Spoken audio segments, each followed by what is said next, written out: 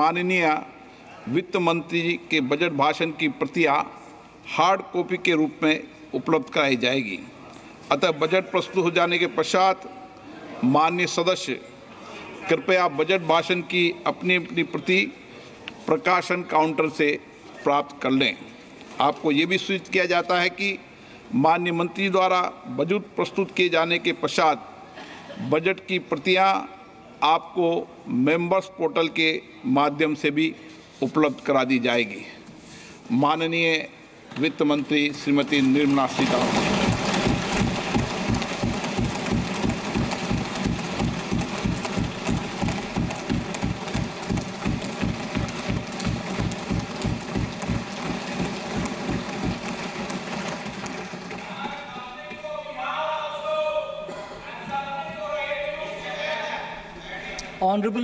माननीय स्पीकर महोदय, हम यहाँ पर 2024-25 का बजट प्रस्तुत करते हैं। देश की जनता ने अपना भरोसा जताया है प्रधानमंत्री नरेंद्र मोदी पर और उन्होंने उनको दोबारा चुना है और ऐतिहासिक ये घटना है उनके नेतृत्व में।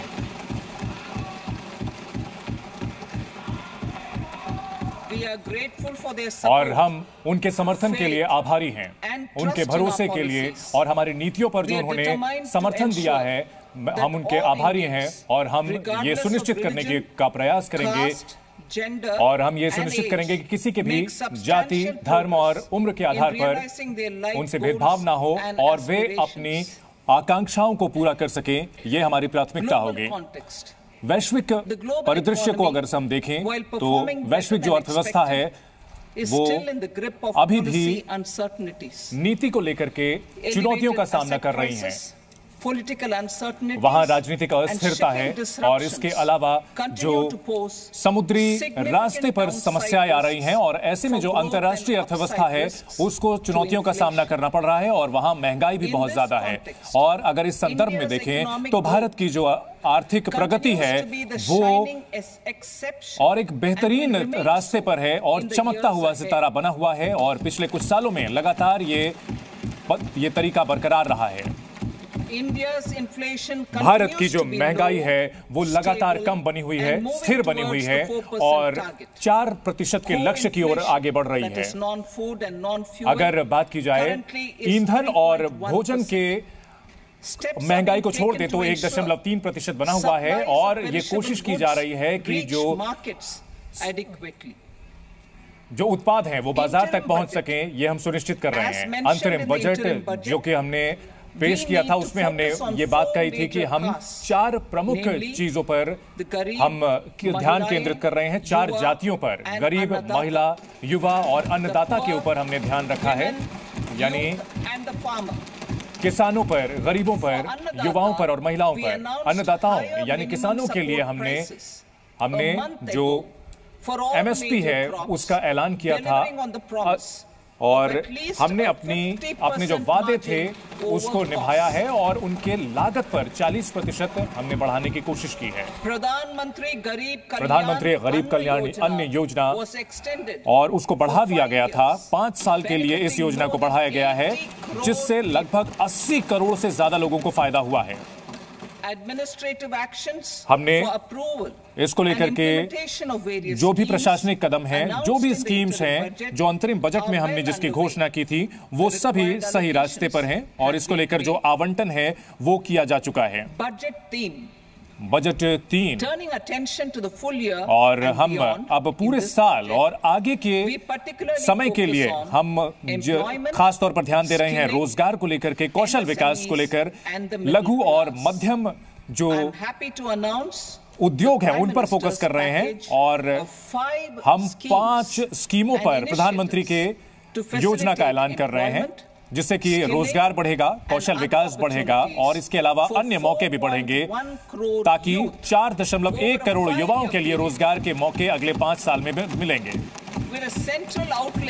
और इसके लिए हम जो आवंटन कर रहे हैं वो 2 लाख करोड़ रुपए का है और मैं इसके बारे में अब बहुत जल्द इसमें बताऊंगी और इसमें कुछ और विस्तृत जानकारी भी जो है वो आप एनेक्शन में देख पाएंगे। इस साल हमने 1.4 लाख करोड़ रुपए 1.488 लाख करोड़ रुपए का आवंटन हमने शिक्षा और कौशल विकास पर दिया है। बजट की जो प्राथमिकताएं हैं हमें जनता ने बहुत ही अच्छा मौका दिया है ताकि हम तेज विकास और समग्र विकास की ओर आगे बढ़ सकें। अंतरिम बजट में हमने वादा किया था कि हम एक विस्तृत रोड मैप प्रस्तुत करेंगे विकसित भारत को लेकर के और उसी रणनीति के तहत हमने जो अंतरिम बजट में जो बातें कही थी इस बजट को भी हम स्थिर तरीके से आगे बढ़ेंगे और ये हमारी 9 प्राथमिकताएं हैं जिससे कि ज्यादा से ज्यादा सभी के लिए मौके बन सकेंगे। सबसे पहला उत्पादकता और कृषि को काफी हम मजबूत बनाने की कोशिश करेंगे, लचीला बनाने की कोशिश करेंगे। रोजगार और कौशल विकास पर दूसरी बात तो हमारी फोकस रहेगी। तीसरा हमारा ध्यान सामाजिक न्याय के साथ हम आगे बढ़ेंगे। मैन्युफैक्चरिंग और सर्विसेज पर हमारा फोकस है। 5वां शहरी विकास पर हम ध्यान देंगे। 6ठा हम ऊर्जा सुरक्षा सुनिश्चित करेंगे। 7वां हम आधारभूत ढांचे पर ध्यान देंगे। 8वां हम इनोवेशन और रिसर्च के साथ साथ हम विकास पर ध्यान देंगे और 9वीं बात जो होगी वो नए जमाने के हिसाब से सुधार पर हम ध्यान देंगे। हम इसको लेकर के हम आगे जो कदम उठाए जा रहे हैं उसकी जानकारी देंगे। इसको लेकर के हम विस्तृत जानकारी देंगे और आर्थिक जो नीतियां हैं उसके ढांचे को हम आगे बढ़ाएंगे इसी तरह से और हम इस बजट में आगे इसके बारे में विस्तृत जानकारी देंगे। ये बजट में हम कुछ खास जो कदम उठाए जा रहे हैं वो हम बताएंगे। इसका मकसद इन जो प्राथमिकताओं को पूरा करना है ताकि हम पूरी तरह से जो बदलाव है उसको अमल में ला सके। इस बजट में कुछ और बातें भी शामिल हैं जो हमने पहले ऐलान किए थे जिसका मकसद साफ है कि हम उन बदलावों को उन ऐलानों को सही तरीके से लागू कर सकें और उन्हें तेजी से हमारा जो मकसद है विकसित भारत की ओर ये कदम हमें सुनिश्चित करेगा। हमारी प्राथमिकता पहली प्राथमिकता उत्पादकता और लचीलापन कृषि के क्षेत्र में बढ़ाने के। हम कृषि क्षेत्र को बदलाव करना चाहते हैं। हम रिसर्च को बढ़ाना चाहते हैं। हमारी सरकार ने एग्रीकल्चरल रिसर्च यानी कृषि के क्षेत्र में रिसर्च को आगे बढ़ाया है ताकि हम जो है उत्पादकता को बढ़ा सकते हैं यानी प्रोडक्टिविटी को बढ़ा सकें और साथ ही जलवायु के साथ हम जो है तालमेल बिठा करके आगे बढ़ सके। इसके लिए जो फंडिंग है वो उपलब्ध कराई जाएगी और इसमें प्राइवेट सेक्टर को भी लाया जाएगा, चाहे सरकार और बाहर के जो भी विशेषज्ञ हैं उनको जोड़ा जाएगा और ऐसे रिसर्च में उनकी भागीदारी सुनिश्चित की जाएगी। नई जो वैरायटी है वो लाई जाएगी और कई ऐसी वैरायटीज जो कि जलवायु से जुड़ी हुई हैं उनको लाया जाएगा। अलग अलग जो उत्पाद हैं उनको लाया जाएगा और किसानों को इससे मदद मिलेगी। नेचुरल फार्मिंग यानी प्राकृतिक खेती को हम फोकस दे रहे हैं। अगले 2 साल में 1 करोड़ जो किसान हैं उनको पूरे देश में प्राकृतिक खेती की ओर हम ले जाएंगे और इसके लिए उनको सर्टिफिकेशन उपलब्ध कराया जाएगा, ब्रांडिंग उपलब्ध कराया जाएगा और ऐसे में जो अमल में लाया जाएगा। जो हमारे वैज्ञानिक संस्थान हैं और जो पंचायत हैं उनकी सहायता से ये लक्ष्य हासिल किया जाएगा और बायो इनपुट रिसोर्स सेंटर भी स्थापित किए जाएंगे। Missions for pulses and oilseeds, दाल और तिलहन के लिए हम मिशन मोड में आगे बढ़ेंगे। हमारी कोशिश होगी कि तिलहन पर हम आत्मनिर्भरता हासिल करें। इसके लिए हम उत्पादकता और भंडारण के साथ साथ मार्केटिंग पर भी ध्यान देंगे और जैसा कि हमने अंतरिम बजट में इसका ऐलान किया था एक रणनीति को हम आत्मनिर्भरता के जरिए हासिल करेंगे। तिलहन जैसे कि सरसों, बादाम, मूंगफली, सोयाबीन और साथ ही सूरजमुखी का उत्पाद जो है इसमें शामिल किया जाएगा। इसके अलावा जो सब्जियां हैं उनकी सप्लाई चेन पर भी हम ध्यान देंगे। जो सब्जियों का उत्पादन है उसके लिए क्लस्टर बनाया जाएगा और ऐसे में ध्यान रखा जाएगा कि जो अधिक उत्पाद वाले क्षेत्र हैं उन पर उनके नजदीक होगा। हम इसमें कोऑपरेटिव को जोड़ेंगे, स्टार्टअप को इसमें जोड़ेंगे और ताकि सप्लाई चेन को मजबूत किया जा सके, ताकि जो भंडारण और संग्रहण है वो सही तरीके से किया जा सके और कृषि के लिए डिजिटल पब्लिक इंफ्रास्ट्रक्चर बनाने पर हमारा फोकस रहेगा।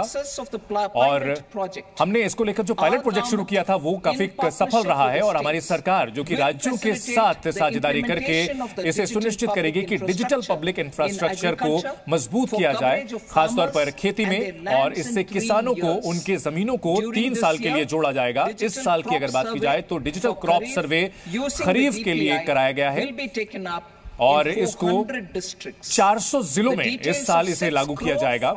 6 करोड़ किसानों को इसमें शामिल किया जाएगा और उनके उत्पाद को लाया जाएगा। फार्मा और लैंड की जो रजिस्ट्री है उसमें इसे शामिल किया जाएगा। जन समर्थित किसान क्रेडिट कार्ड की सुविधा उपलब्ध कराई जाएगी 5 राज्यों में। Shrimp production and export. इसके अलावा जो श्रिम्प है उसकी उत्पादकता बढ़ाई जाएगी। हमारी कोशिश ये होगी कि जो समुद्री उत्पाद होता है, समुद्री भोजन होता है, उसको बढ़ाया जाएगा और इसकी फार्मिंग, इसका जो उत्पादन है ये सुनिश्चित करने के लिए इसका एक्सपोर्ट अच्छे तरीके से हो सके, इसके लिए नाबार्ड के जरिए इसे कराया जाएगा। राष्ट्रीय कोऑपरेशन पॉलिसी को लागू किया जाएगा। हमारी सरकार एक राष्ट्रीय सहयोग नीति लाएगी ताकि सही तरीके से और सही समय पर विकास किया जा सके। जो भी सहकारी समितियां हैं, सहकारी क्षेत्र है, उसका विकास हो सके और जो ग्रामीण अर्थव्यवस्था है उसको तेजी से बढ़ाया जा सके, जिससे कि रोजगार के मौके बन सके बड़े पैमाने पर। यह सुनिश्चित किया जाएगा और यह हमारा लक्ष्य होगा। इस नीति का लक्ष्य यही होगा कि रोजगार के मौके हों और इस साल के लिए हमने 1.52 लाख करोड़ रुपए का आवंटन रखा है कृषि और इससे जुड़े हुए क्षेत्रों के लिए।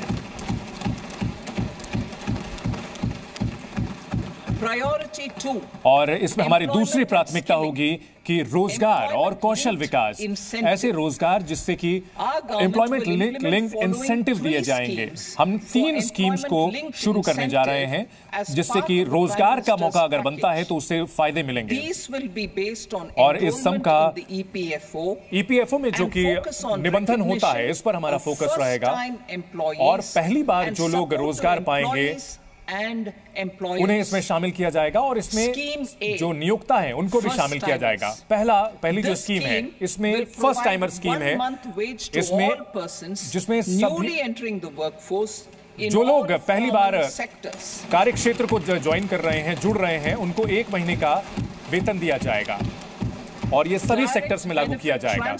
और इसमें डीबीटी यानी डायरेक्ट बेनिफिट ट्रांसफर 1 महीने की जो सैलरी है वो 3 इंस्टॉलमेंट में, 3 किस्तों में दी जाएगी, ईपीएफओ में शामिल की जाएगी। इसमें जो पात्रता की सीमा होगी वो लगभग 1 लाख रुपए प्रति महीने तक की होगी। इस स्कीम से यह उम्मीद की जा रही है कि 2 करोड़ 10 लाख युवाओं को इससे फायदा मिलेगा।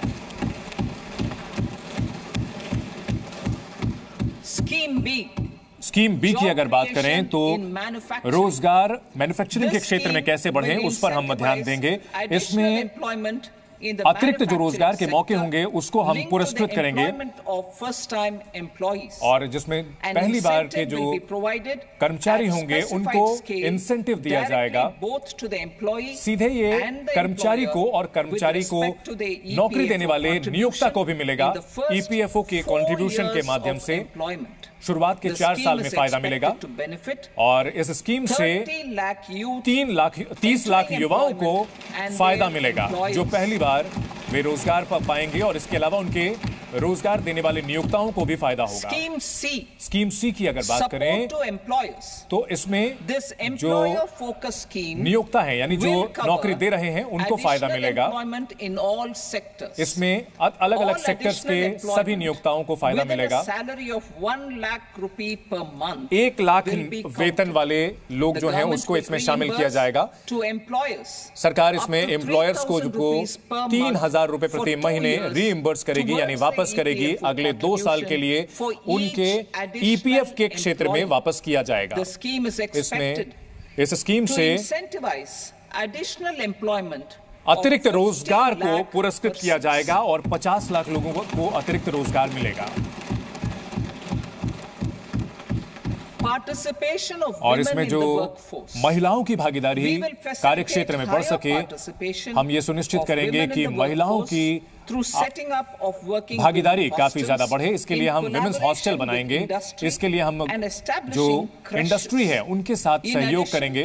the इसके अलावा partnership will जो seek बच्चों to के लिए क्रच organize होते हैं वो भी बनाए जाएंगे, women-specific ताकि हम skilling programs महिलाओं and को केंद्र में रख promotion of करके market उनका access कौशल विकास for भी करेंगे, women ताकि महिलाओं को SHG enterprises. SHG जो होते हैं, सेल्फ हेल्प Skilling ग्रुप होते program. हैं, उनको जोड़ा जाएगा I'm happy मार्केट to से। announce कौशल विकास की जो a new योजनाएं हैं, centrally उस sponsored एक scheme. नई केंद्र द्वारा sponsor As the scheme fourth की हम scheme घोषणा कर under रहे हैं और the हमें Prime काफी Minister's खुशी हो रही है। package और ये for प्रधानमंत्री skilling in के collaboration इसमें with state governments कौशल विकास के and साथ साथ industry. सहयोग की बात की जा रही है, 20 इंडस्ट्री के lakh साथ youth जुड़ेंगे। will इसमें be 20 लाख skilled युवाओं को over a 5-year का कौशल विकास period. होगा अगले 5 साल में।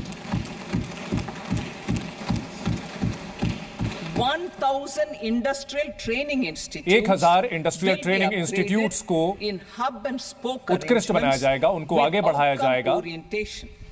जिसका Course content मकसद and design will be aligned course to the और skill needs जो of industry and new courses will सारी be चीजें introduced इंडस्ट्री की for मांग के emerging मुताबिक होंगी, needs. ताकि जो जरूरतें हैं Skilling आगामी loans. उनके हिसाब से कौशल विकास हो सके। The model skill Kaushal loan विकास के लिए scheme लोन्स will दिए be जाएंगे। revised जो to हमारी मौजूदा facilitate स्कीम है loans उसको up to बेहतर किया जाएगा, 7.5 lakh जिसमें rupees 7.5 लाख रुपए तक with a दिए जाते हैं guarantee from a और government इसमें promoted fund. सरकारी This measure is expected to प्रोत्साहन के help जो फंड होते हैं उनका इस्तेमाल होगा। 25,000 students 25,000 every year. स्टूडेंट्स को हर साल इसमें शामिल किया जाएगा। Education loans. एजुकेशनल लोन की अगर बात की जाए, शिक्षा क्षेत्र के लोन की बात की जाए, तो ऐसे युवा जो कि किसी भी तरह के सरकारी स्कीम्स का फायदा पाने के पात्र नहीं हैं, ऐसे युवाओं के लिए हमें ये काफी खुशी हो रही है ऐलान करने के लिए कि उनको 10 लाख रुपए तक का लोन दिया जाएगा। उनको उच्च शिक्षा के लिए ये लोन दिया जाएगा। वे जो हमारे घरेलू इंस्टीट्यूशंस हैं, घरेलू संस्थान है, वहां ये लोन लेकर के पढ़ाई कर सकेंगे। E-vouchers for ई-वाउचर्स this purpose. इस E-vouchers for this purpose. will इसके be given उद्देश्य के लिए directly ई to वाउचर 1 सीधे lakh दिए जाएंगे। students 1 लाख every छात्रों को हर year साल ये for ई वाउचर्स annual दिए जाएंगे, interest जो of कि 3% of the 3% loan का amount. की ब्याज से उनको लोन अमाउंट मिलेगा, वो भी सबवेंशन यानी टुकड़ों टुकड़ों में चुकाने की सुविधा होगी। तीसरे अगर हम बिंदु की बात करें तो हम मानव संसाधन के विकास की ओर हम बात करें। हमारी सरकार जो है वो ये इस बात को लेकर के पूरी तरह से सुनिश्चित करना चाहती है कि हम सभी का विकास करें, खासतौर पर किसानों का, महिलाओं का, युवाओं का विकास हो, ताकि जो सामाजिक न्याय है वो समुच्चय रूप से हासिल किया जा सके। और हमारी ये कोशिश है कि जो सभी पात्र लोग हैं वो अलग अलग सरकारी योजनाओं का फायदा उठा सकें, चाहे वो एजुकेशन से जुड़े हों, स्वास्थ्य से जुड़े हुए हों, ताकि वे सशक्त बने, ताकि उनकी क्षमताओं का विकास हो सके। और इसको अमल में लाने के लिए ये जो योजनाएं बनाई गई हैं वो आर्थिक गतिविधियां जो हमारे बुनकर हैं, हमारे जो अनुसूचित जाति, अनुसूचित जनजाति के और महिला जो उद्यमी हैं, जो स्ट्रीट वेंडर्स हैं, उनको PM Vishwakarma, PM Svanidhi, national livelihood mission और स्टैंड अप इंडिया की जो योजनाएं हैं इसको और भी मजबूत किया जाएगा। पूर्वोदय की अगर बात करें तो जो हमारे देश के पूर्वी भारत के हिस्से हैं उनके अलग अलग हिस्सों तक हम पहुंच सकें, वहां के सांस्कृतिक क्षेत्र में वो काफी मजबूत हैं। पूर्वोदय वहां के लिए हमने लागू किया है ताकि उनका समुचित विकास हो सके। और हमारा जो देश का पूर्वी हिस्सा है इसमें बिहार, झारखंड, पूर्वी बंगाल, आंध्र प्रदेश, इन सभी राज्यों को इसमें शामिल किया जा रहा है। और इसके तहत जो मानव संसाधन का विकास है उसको शामिल किया जाएगा, आधारभूत ढांचे को शामिल किया जाएगा और आर्थिक विकास के मौके बन सके वो इसमें सुनिश्चित किया जाएगा, ताकि ये क्षेत्र जो है वो विकसित भारत का हिस्सा बन सके। अमृतसर कोलकाता इंडस्ट्रियल कॉरिडोर की अगर बात करें तो हम इंडस्ट्रियल नोड गया में बनाना चाहते हैं, जो कि और इससे जो पूर्वी क्षेत्र है वहां पर आर्थिक विकास काफी तेजी से बढ़ पाएगा। गया में वो इंडस्ट्रियल नोडल बनाया जाएगा। और हमारे जो पुरातन सांस्कृतिक क्षेत्र हैं उनको हम विकसित करना चाहते हैं, जो कि भविष्य में आधुनिक भारत की नींव रख सकें। और इस ढांचे को अगर बात करें तो ये विकास भी और विरासत भी के तहत विकसित किया जाएगा। और हम इसके अलावा जो सड़क निर्माण की योजनाएं हैं उसको आगे बढ़ाएंगे। पटना पूर्णिया एक्सप्रेसवे को हम मदद करेंगे।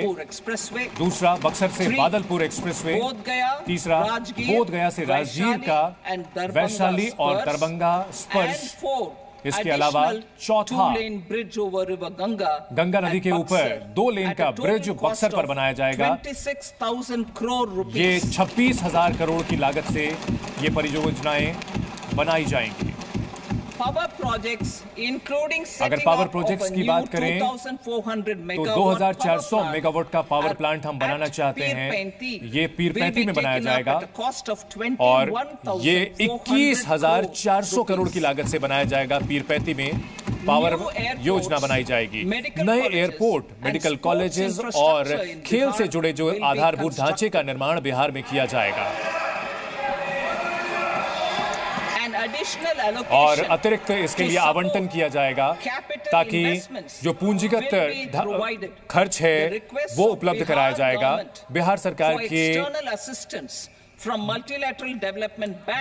निर्देश पर किया जाएगा और बैंक के से जो फंड है उसकी व्यवस्था को भी तेज किया जाएगा। आंध्र प्रदेश रीऑर्गेनाइजेशन एक्ट, हमारी सरकार ये लगातार प्रयास करती रही है ताकि आंध्र प्रदेश में जो रीऑर्गेनाइजेशन यानी हम इस बात को स्वीकार करते हैं कि जो राज्य की जरूरत है पूंजी के लिए, हम इसको स्वीकार करते हैं। हम राज्य की जो पूंजी की जो जरूरत है उसको हम स्वीकार करते हैं और हम उनको विशेष आर्थिक मदद देंगे। ये बहुपक्षीय एजेंसी के जरिए हम उनको ये मदद उपलब्ध कराएंगे।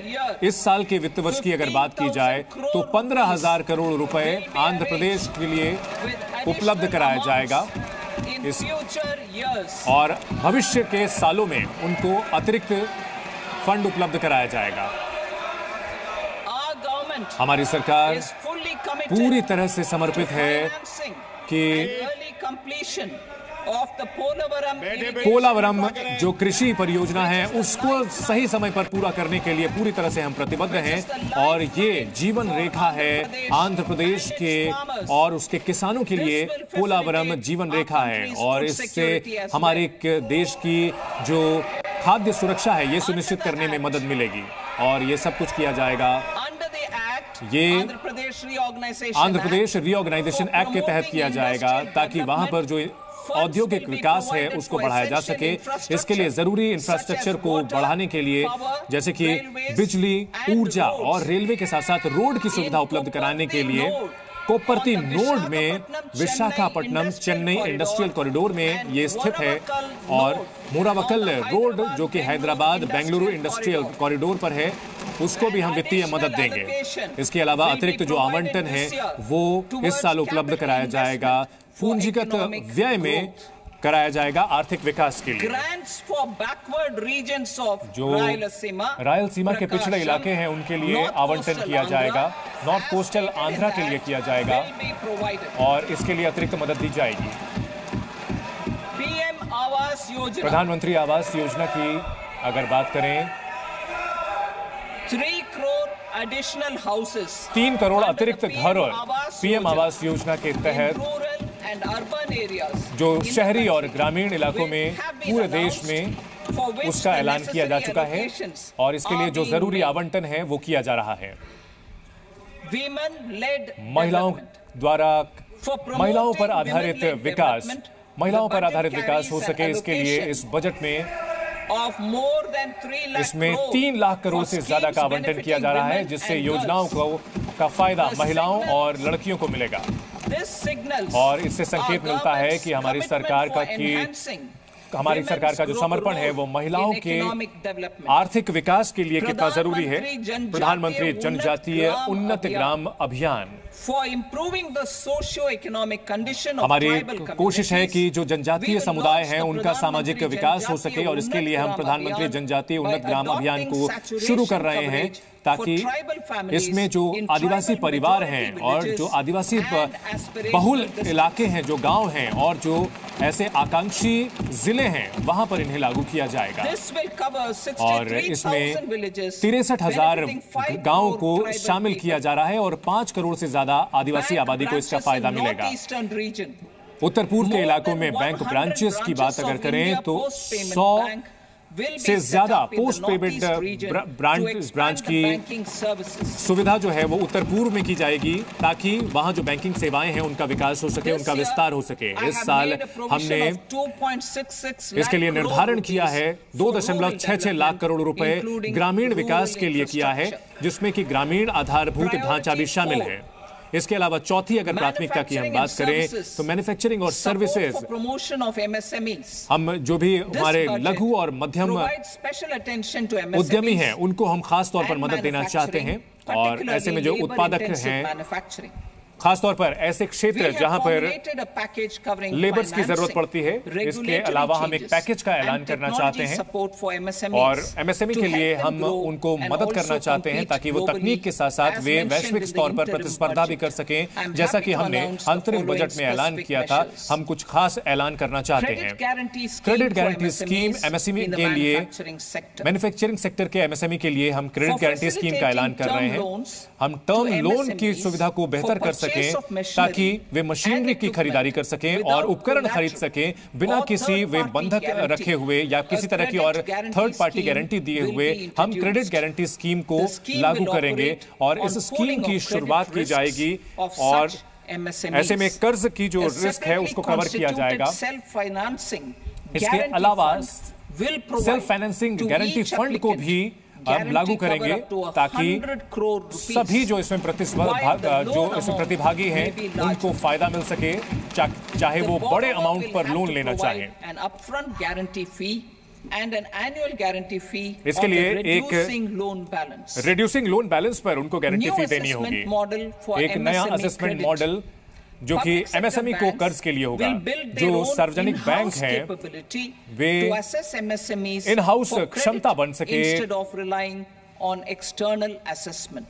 वो जो सरकारी बैंक हैं वो इसमें मदद करेंगे एमएसएमई को और क्रेडिट निर्धारण की जो का एक मॉडल है वो बनाया जाएगा ताकि एमएसएमई की जो डिजिटल फुटप्रिंट्स हैं उनकी जो डिजिटल मौजूदगी है वो मजबूत हो सके, ताकि उनकी जो कर्ज की क्षमता है, कर्ज की जो व्यवस्था है वो बेहतर हो सके और टर्नओवर के क्राइटेरिया को इसमें शामिल किया जाएगा और इसमें एमएसएमई को फॉर्मल अकाउंटिंग सिस्टम में लाया जाएगा।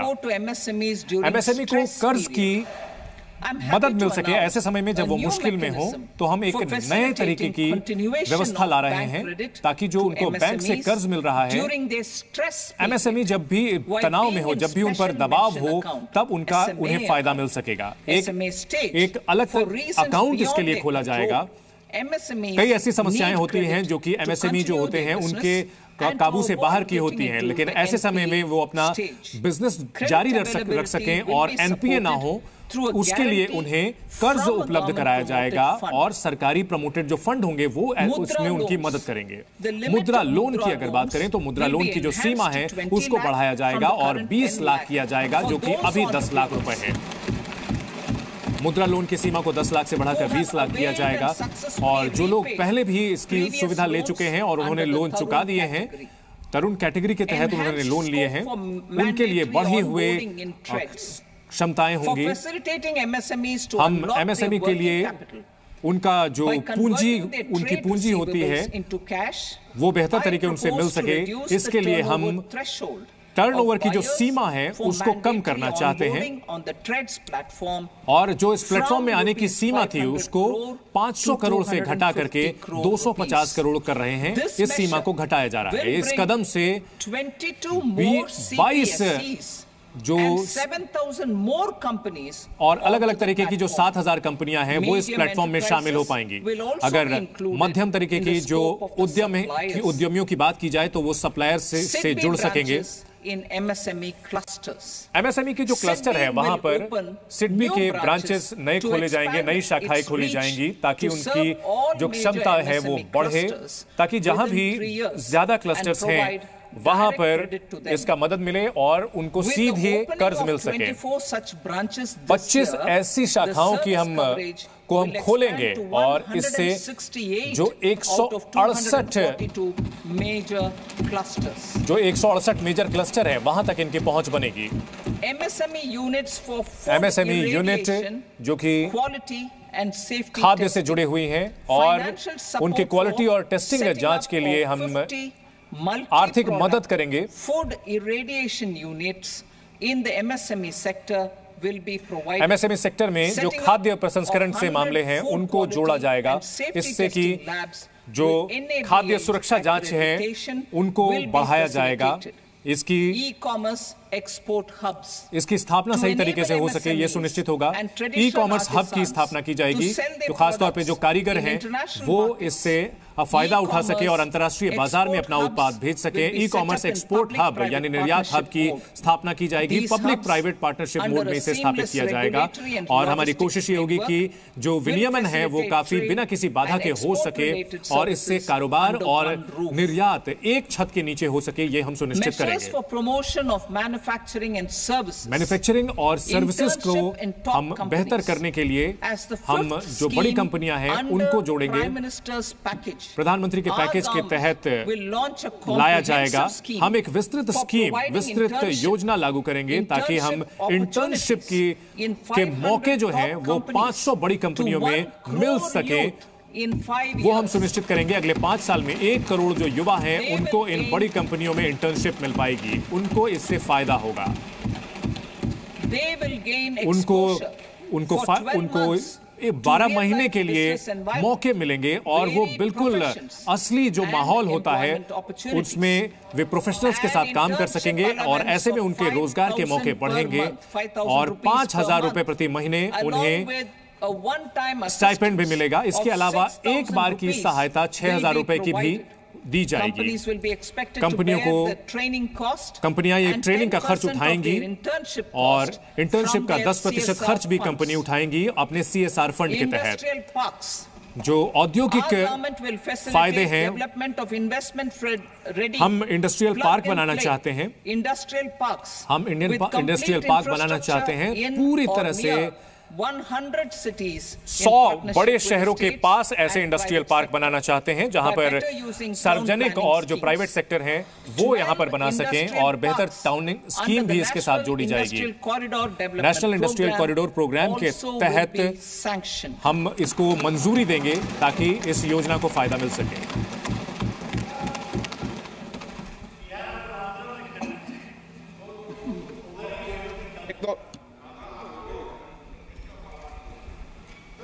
वेजी मेरे पर नो प्लीज बैठिए।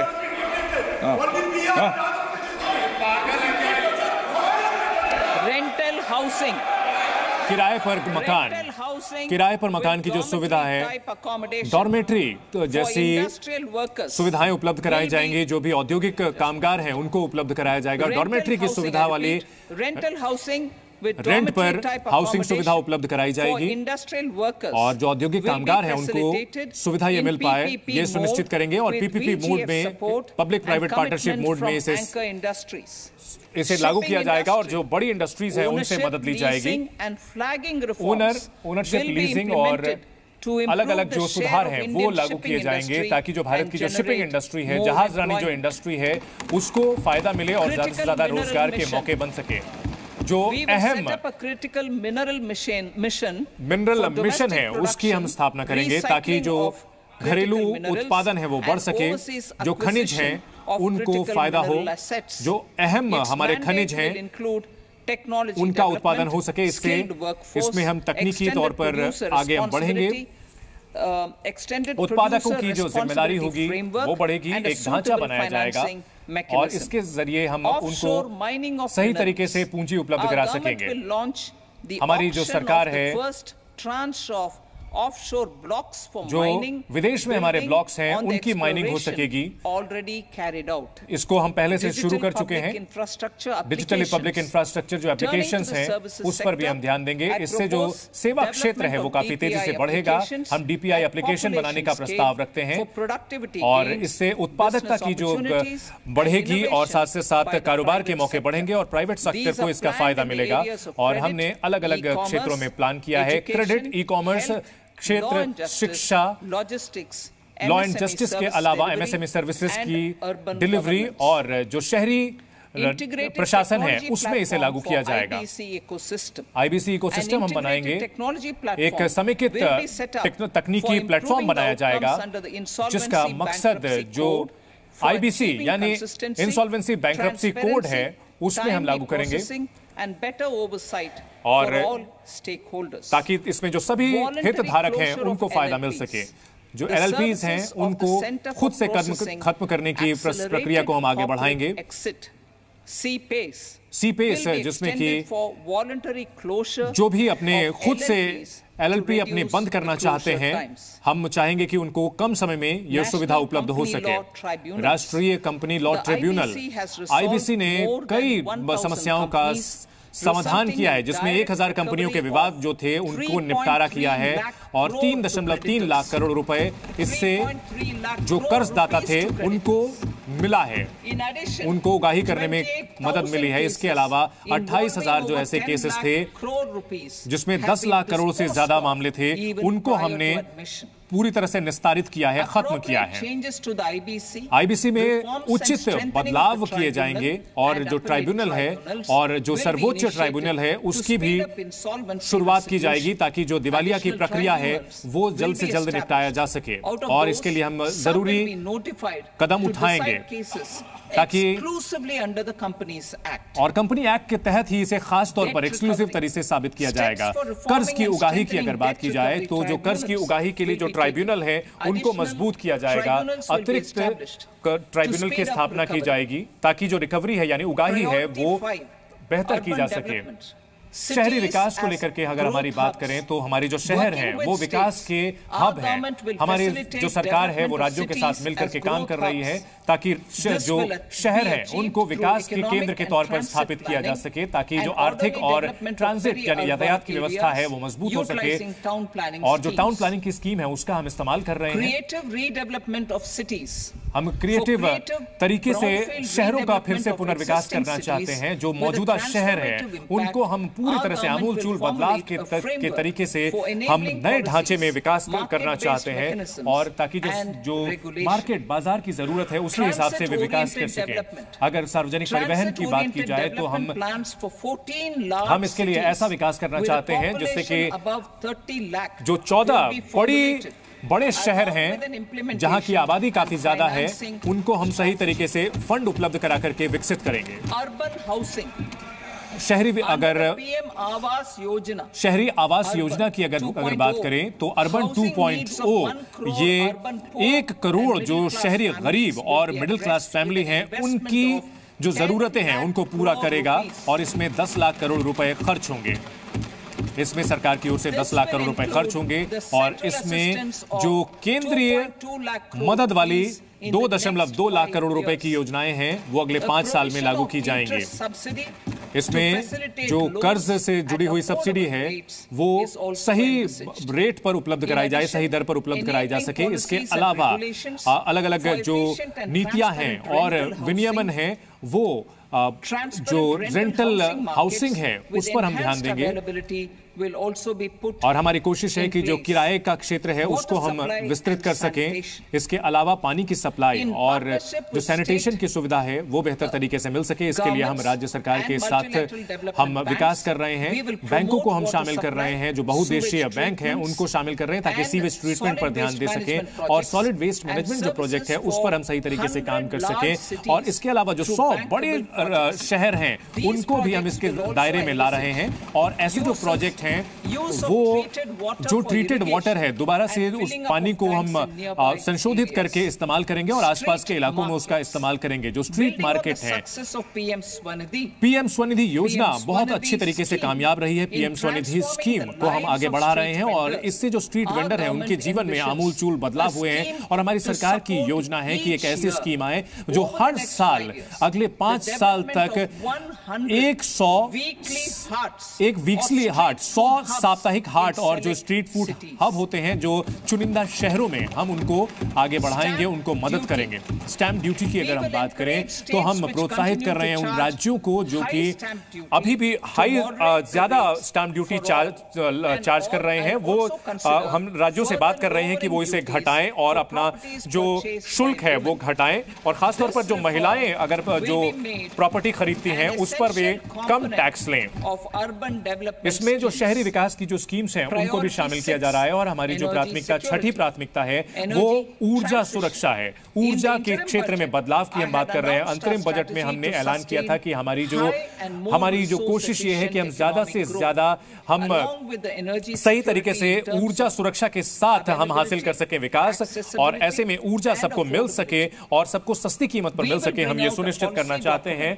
और हम इसके लिए एक पॉलिसी डॉक्यूमेंट लाना चाहते हैं ताकि हम जो है ऊर्जा के क्षेत्र में क्रांतिकारी बदलाव कर सकें, ताकि इससे रोजगार के मौके भी बने और इसके अलावा विकास हो, और साथ ही साथ जो रोजगार के मौके बने और प्रकृति के साथ भी हम कार्य करें। सूर्य घर मुफ्त बिजली योजना, पीएम सूर्य घर मुफ्त बिजली योजना एक इसमें उल्लेखनीय योजना है और हमने अंतरिम बजट में इसका ऐलान किया था। और उसी के मुताबिक जैसा कि हमने अंतरिम बजट में ऐलान किया था, पीएम सूर्य घर मुफ्त बिजली योजना को लॉन्च किया जा चुका है और जिसको छत पर सोलर प्लांट स्थापित किए जा सकते हैं। और इस योजना के जरिए लोगों को काफी फायदा हो रहा है। 1 करोड़ घरों में इस योजना को लागू किया जाएगा और वो 300 यूनिट तक हर महीने बिजली जनरेट कर सकेंगे। और इस स्कीम के जरिए बहुत शानदार बेहतरीन यहां पर प्रतिक्रिया मिली है। 1.28 करोड़ रजिस्ट्रेशन इसमें हुए हैं और 14 लाख एप्लीकेशन आ चुके हैं। और हम इस योजना को और आगे बढ़ा रहे हैं, लोगों को प्रोत्साहित कर रहे हैं। पंप स्टोरेज पॉलिसी की अगर बात करें तो ये जो पॉलिसी है, हम पंप स्टोरेज के जरिए प्रोजेक्ट को बढ़ावा दे रहे हैं। इसको आगे लागू किया जाएगा ताकि जो बिजली का भंडारण है वो सही तरीके से हो सके। और इसमें इंटीग्रेशन यानी समेकित सबको तरीके से शामिल किया जाएगा ताकि इसमें जो प्रकृति है उसको हम ख्याल रखते हुए अपनी ऊर्जा जरूरतों को पूरा कर सके। इसमें रिसर्च और डेवलपमेंट के न्यूक्लियर रिएक्टर जो होते हैं उसके रिसर्च और डेवलपमेंट की दिशा में हम आगे बढ़ रहे हैं। न्यूक्लियर एनर्जी यानी जो परमाणु ऊर्जा है बहुत ही उल्लेखनीय हिस्सा है विकसित भारत के लिए, ये बहुत ही उल्लेखनीय हिस्सा होगा। हम इस लक्ष्य को हासिल करने के लिए हमारी जो सरकार है वो निजी क्षेत्र के साथ आगे बढ़ रही है ताकि हम भारत स्मॉल रिएक्टर स्थापित करेंगे। दूसरा, रिसर्च और डेवलपमेंट भारत स्मॉल रिएक्टर के लिए, मॉड्यूलर रिएक्टर के लिए स्थापित किया जाएगा। तीसरा कदम यह होगा कि नई तकनीक के जरिए रिसर्च और डेवलपमेंट सेंटर स्थापित किए जाएंगे और ये सब कुछ परमाणु ऊर्जा की दिशा में हम आगे बढ़ेंगे और हम इस क्षेत्र के लिए हम फंड उपलब्ध कराएंगे। उन्नत ultrasonic super thermal power plant की हम स्थापना करेंगे। अगर घरेलू स्तर पर हम जो ऊर्जा के संयंत्र हैं वो हासिल कर सके, अल्ट्रा संयंत्र, सुपर संयंत्र हासिल कर सकें तो इसकी जो उत्पादकता है काफी अच्छी होगी और ये काफी अच्छी होगी। और एनटीपीसी और बीएचईएल के साथ सहयोग में हम ये इसे स्थापित करेंगे। इसके जरिए 800 मेगावाट कमर्शियल प्लांट हम हासिल कर पाएंगे। AUSC टेक्नोलॉजी के जरिए हम इसे हासिल करने का लक्ष्य रख रहे हैं। सरकार की ओर से जो भी इसमें वित्तीय मदद की जरूरत होगी वो हम उपलब्ध कराएंगे। इसके अलावा अगर हम आगे बढ़ें तो घरेलू यानी कि स्वदेशी जो क्षमता है उसके जो धातु से जुड़े हुए प्लांट हैं उनको हम आगे बढ़ाएंगे जिससे कि बड़े पैमाने पर अर्थव्यवस्था को मदद मिलेगी। इसको लेकर के कार्य योजना हम बना रहे हैं जो हमारे उद्योग को मदद करेगी। हम अगर बात करें तो उद्योग के अच्छे तरीके से आगे बढ़े, इसके अलावा जो उत्सर्जन है उसको हम कम कर सकें, इसके लिए हम नियम बनाएंगे और नियम को सरल बनाएंगे और हमारा मकसद यही है कि परफॉर्म करें, अचीव करें और ट्रेड करें, यानी कि अच्छा प्रदर्शन करें और आप कारोबार को बेहतर कर सकें, ये हम सुनिश्चित करेंगे। जो भी पारंपरिक हमारी जो छोटी, सूक्ष्म और लघु उद्योग हैं उनको हम मदद करेंगे। हम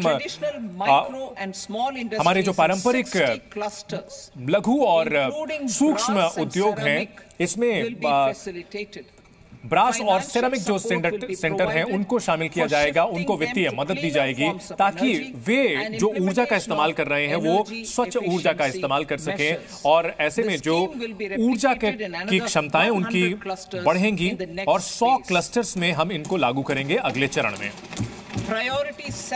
सातवीं प्राथमिकता की अगर हम बात करें तो आधारभूत ढांचा यानी जो इंफ्रास्ट्रक्चर होता है इसमें सरकार का निवेश क्या होगा ये हम आपको बताते हैं। सरकार की ओर से, केंद्रीय सरकार की ओर से इसमें बहुत ही उल्लेखनीय निवेश किया गया है ताकि जो आधारभूत ढांचा यानी इंफ्रास्ट्रक्चर है वो बने ताकि इससे जबरदस्त फायदा अर्थव्यवस्था को हो सके। और हमारे जो प्रयास हैं वो लगातार जारी रखेंगे और हम वित्तीय मदद देते रहेंगे ताकि आधारभूत ढांचा जो है मजबूत होता रहे।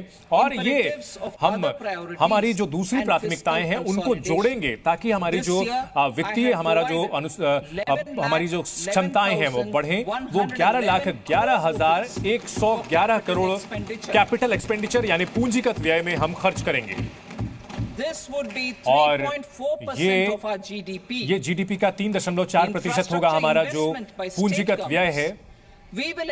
और हम इसमें जो राज्य हैं उनको भी हम प्रोत्साहित करेंगे कि इसी तरह की वो इंफ्रास्ट्रक्चर यानी आधारभूत ढांचे के लिए वे अपने जो विकास की प्राथमिकताएं हैं उसके हिसाब से खर्च करें।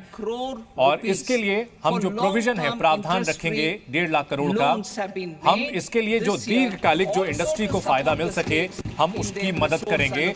हम उनको जो रिसोर्स दे रहे हैं, संसाधन दे रहे हैं, उसके ये अलावा होगा। इसके अलावा अगर आधारभूत ढांचे यानी इंफ्रास्ट्रक्चर में निजी निवेश की अगर बात करें तो प्राइवेट सेक्टर का जो निवेश है उसको हम बढ़ाएंगे। इसके लिए वायबिलिटी गैप फंडिंग जो होती है वो हम करेंगे, यानी कि अगर उनको जरूरत पड़े तो हम फाइनेंसिंग का ढांचा उपलब्ध कराएंगे। ये हम एक ढांचा बनाएंगे। प्रधानमंत्री ग्राम सड़क योजना की अगर हम बात करें तो इसका जो चौथा चरण है, पीएमजीएसवाई का जो चौथा चरण है उसकी स्थापना की जाएगी ताकि ऑल वेदर कनेक्टिविटी यानी सभी मौसम में जो 25,000 जो ग्रामीण इलाके हैं उनको इससे जोड़ा जाएगा। तो जैसे जैसे वहां की आबादी बढ़ रही है उनको हम ये सुविधा उपलब्ध कराने की कोशिश पूरी करेंगे। इसके अलावा अगर बात की जाए बाढ़ नियंत्रण और कृषि के लिए जो सिंचाई है वो हम उपलब्ध कराएं। बिहार के बाढ़ से बुरी तरह प्रभावित रहता है और हमारी योजना है कि हम बाढ़ कंट्रोल को लेकर के जो ढांचा है वो नेपाल में अभी नहीं बहुत बन पाया है और हमारी सरकार की कोशिश ये होगी कि सिंचाई की जो सुविधा है वो बेहतर हो सके और इसके अलावा जो दूसरे स्रोत हैं उसको हम मदद देंगे। ऐसे वो योजनाओं को हम मदद करेंगे। 11,500 करोड़ की योजनाओं को हम मदद करेंगे जिससे कि बाढ़ नियंत्रण हो सके और सिंचाई हो सके।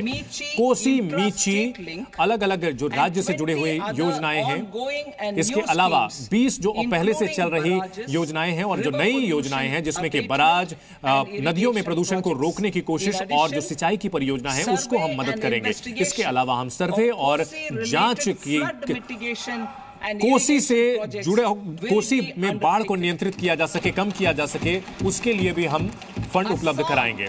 असम की अगर हम बात करें, असम को हर साल बाढ़ की समस्या से जूझना पड़ता है जहां बाढ़ ब्रह्मपुत्र से और उसकी जो सहयोगी नदियां हैं वहां तबाही मचाती हैं, लेकिन ये सभी नदियां भारत से बाहर उनका उद्गम स्थल है। तो भारत को हम असम में हम फ्लड मैनेजमेंट यानी बाढ़ का प्रबंधन करने के लिए हम फंड उपलब्ध कराएंगे, मदद करेंगे। हिमाचल प्रदेश की अगर बात करें तो हिमाचल प्रदेश में बहुत जबरदस्त बाढ़ और आपदा की वजह से उनको काफी नुकसान हुआ है और हमारी सरकार इस राज्य को मदद करेगी ताकि पुनर्निर्माण हो सके और पुनर्वास हो सके और अलग अलग बहुउद्देशीय जो तरीके हैं उससे हम अलग अलग योजनाओं के जरिए ये काम करेंगे। हिमाचल प्रदेश को पुनर्वास हो सके, पुनर्निर्माण हो सके। इसके अलावा उत्तराखंड की भी बात करें तो यहाँ भी बादल फटने की घटनाओं से जबरदस्त लैंडस्लाइड होती है और तबाही होती है और हम राज्य को मदद करेंगे। हाल के दिनों में सिक्किम में भी जबरदस्त फ्लैश फ्लड आया था और वहां तबाही हुई थी, भूस्खलन हुआ था और वहां पर भयानक तबाही देखने को मिली थी सिक्किम में।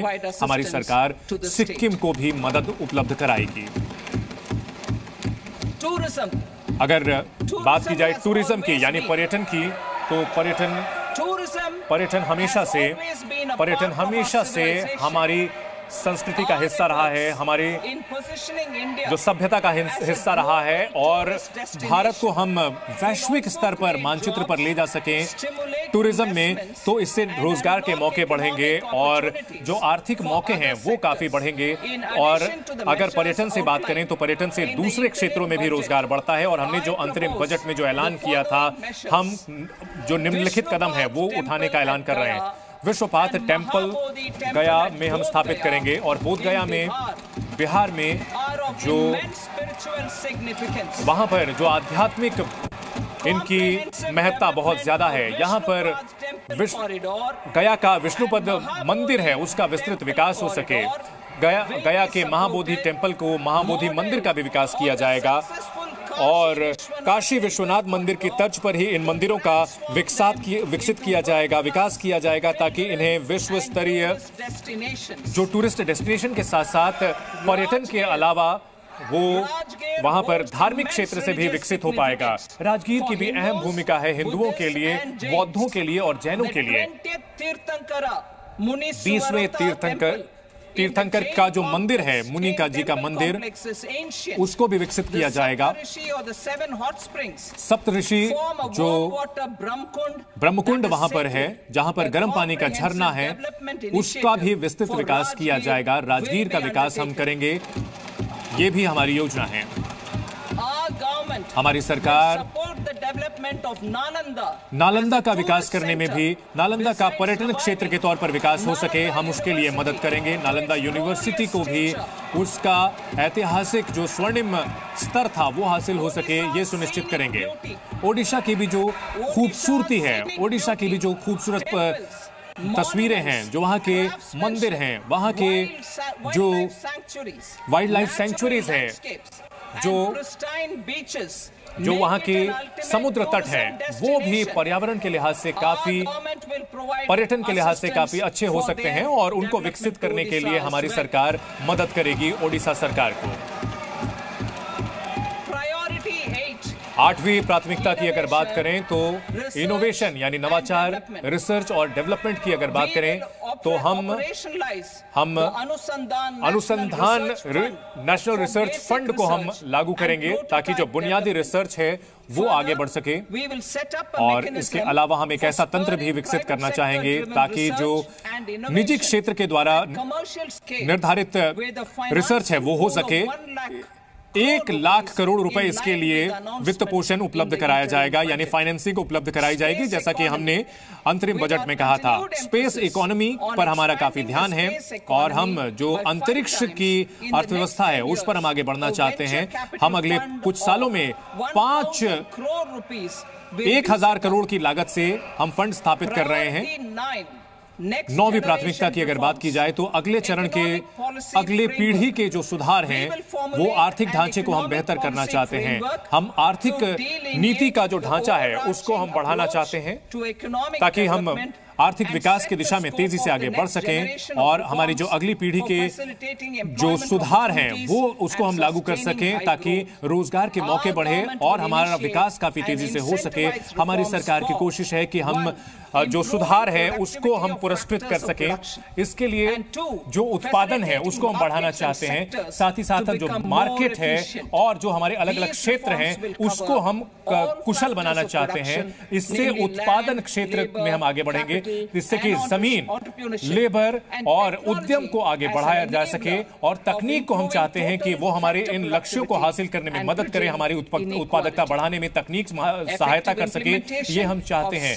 और हम चाहते हैं कि ऐसे जो कदम है, ऐसे जो सुधार है, इसमें हम राज्यों के साथ चाहते हैं हम बेहतर तरीके से तालमेल बनाएं। केंद्र और राज्यों के बीच तालमेल बहुत जरूरी है ताकि राज्य विकास करें और हम चाहते हैं कि जो संघीय ढांचा है हम उसको और भी मजबूत बढ़ाएं और हम तेजी से सुधार करना चाहते हैं। इसके लिए 50 साल का जो कर्ज मुक्त लोन है वो हम देना चाहते हैं, वो निम्नलिखित सुधारों के लिए दिए जाएंगे। हम राज्यों के साथ बेहतर करना चाहते हैं। जमीन से जुड़े हुए जो सुधार हैं उसको लेकर, चाहे ग्रामीण इलाके हो या शहरी इलाके हो, हम जो जमीन का प्रशासन है उसमें एक जमीन से जुड़ा हुआ एक मैनेजमेंट स्थापित किया जाएगा और साथ ही शहरी जो जमीन के इस्तेमाल और बायलॉज हैं उसको बेहतर किया जाएगा। हम अगले कुछ सालों के लिए, अगले 3 सालों के लिए पुरस्कृत करेंगे और उनको हम मदद करेंगे। अगर ग्रामीण जमीन से जुड़े हुए जो सुधार हैं उसकी बात करें तो पहला पहलू है कि लैंड पार्सल आइडेंटिफिकेशन नंबर हम बनाना चाहते हैं ग्रामीण इलाकों के लिए, या फिर इसे कहें कि ये भू आधार होगा जमीन के लिए। दूसरी बात, डिजिटाइजेशन होगा, यानी कि जो मैप है उनको लाया जाएगा। इसके अलावा तीसरी बात होगी जो सब डिवीजन जो है उनको सर्वे में लाया जाएगा और जो मौजूदा अभी मालिकाना हक है उसके आधार पर होगा। इसके अलावा लैंड रजिस्ट्री चौथा हमारा पहलू है और पांचवा जो किसानों की जमीन है उसकी रजिस्ट्री करानी होगी। इसके अलावा कर्ज की का जो प्रवाह है वो हम सुनिश्चित करना चाहेंगे ताकि जो किसानों को कर्ज की सुविधा है वो आसानी से मिल सके। अगर लैंड रिकॉर्ड और की बात की जाए शहरी इलाकों में तो उनको डिजिटल किया जाएगा GIS मैपिंग के जरिए, और इसके लिए हम तकनीक की मदद लेंगे ताकि रजिस्ट्रेशन बेहतर तरीके से हो सके, ताकि तकनीक के जरिए जो टैक्स है यानी कर है उसकी सुविधा बेहतर हो सके। इसके अलावा वित्तीय स्थिति जो अर्बन लोकल बॉडीज यानी शहरी जो स्थानीय निकाय होते हैं उनको भी आर्थिक तौर पर फायदा होगा। अगर बात की जाए लेबर की सुविधा जो होती है, हम चाहते हैं कि जो कामगार हैं वो उनको फायदा मिल सके। इसके लिए हम एक विस्तृत ई श्रम पोर्टल को हम लागू करेंगे और इसको अन्य पोर्टल से भी जोड़ेंगे और ये एक जगह का सॉल्यूशन होगा जहां पर आर्किटेक्चरल डेटाबेस स्थापित किया जाएगा। स्किल कौशल की जो जरूरत है वो पूरा हो सकेगा और हम एक ऐसा तंत्र बनाएंगे जिससे कि जो नौकरी करने के लिए इच्छुक लोग हैं वो नौकरी देने वालों के पास पहुंच सके और इस पोर्टल के जरिए इन दोनों का मिलान कराया जा सके, रोजगार होगा। श्रम सुविधा और समाधान पोर्टल जो है उसको नए सिरे से तैयार किया जाएगा ताकि जो है अनुपालन यानी कॉम्प्लायंस जो होता है वो आसान हो सकेगा, इंडस्ट्रीज को फायदा होगा। पूंजी और की अगर बात की जाए, पूंजी से जुड़े हुए और उद्यम से जुड़े हुए जो अब सुधार हैं वो लागू किए जाएंगे। हम चाहते हैं कि जो अर्थव्यवस्था को पैसे की जरूरत है वो सुनिश्चित हो सके, उनको मिल सके। इसके लिए हम एक ऐसी योजना बनाना चाहते हैं, एक ऐसा विजन बनाना चाहते हैं जिससे कि एक ऐसा सेक्टर बने जिससे जो कौशल के साथ साथ वहां पर जो जरूरतें हैं उनको पूरा किया जा सके। हम 5 साल के लिए ये योजना बना रहे हैं ताकि जो सरकार, नियामक, वित्तीय जो संस्थाएं हैं और जो बाजार से जुड़े हुए हितधारक हैं, जो पार्टिसिपेंट है वो भी इससे जुड़ सकेंगे।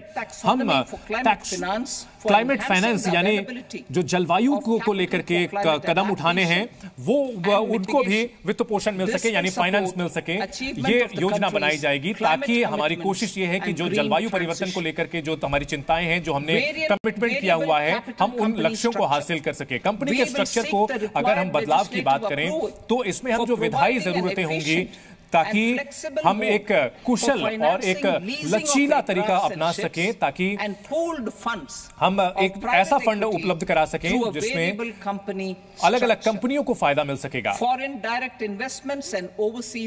डायरेक्ट इन्वेस्टमेंट यानी विदेशी निवेश की अगर बात करें तो जो उसके लिए नियम है, जो विदेश से निवेश आता है उसको सरलीकृत किया जाएगा यानी सिंप्लीफाई किया जाएगा। पहला चरण इसमें होगा कि विदेशी निवेश बेहतर हो सके।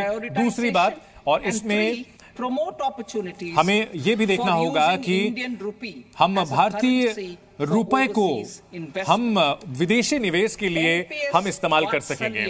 एनपीएस वात्सल्य योजना की अगर बात करें तो एनपीएस वात्सल्य एक ऐसा प्लान है जिसमें कि जो अभिभावक हैं वो अपने बच्चों के लिए शुरू कर सकेंगे। जैसे ही 18 साल के होते हैं बच्चे तो इस प्लान को बदलाव किया जा सकेगा, एक नॉर्मल एनपीएस अकाउंट में कन्वर्ट किया जा सकेगा।